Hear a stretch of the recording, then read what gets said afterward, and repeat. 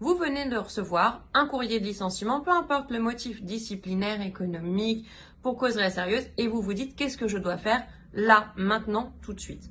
Ce qu'il faut savoir, c'est qu'il n'est pas obligé de faire quelque chose là, tout de suite, maintenant, parce que c'est normal, quand on reçoit un courrier de licenciement, on est sous le coup de l'émotion.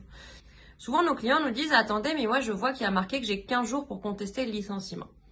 Ce qu'il faut savoir, c'est que cette notion qui est indiquée dans les courriers de licenciement, ce n'est pas 15 jours pour contester le licenciement, c'est 15 jours pour demander à l'employeur de préciser, d'expliciter pourquoi il vous a licencié. Est-ce qu'il faut le faire? Je ne vous conseille pas de le faire parce que si vous le faites, vous donnez à l'employeur l'opportunité de rajouter, de préciser des choses par rapport à ce qu'il a déjà indiqué dans votre lettre de licenciement. Par contre, ce que je vous conseille de faire, c'est de préparer une contestation de votre licenciement, une contestation factuelle, où vous dites, voilà, vous me reprochez ça, mais il y a ça, ça, ça. Où vous expliquez vraiment le contexte. Nous, nos clients, ils préparent ce courrier et bien évidemment, c'est un courrier que nous allons relire parce que c'est un élément important dans votre dossier.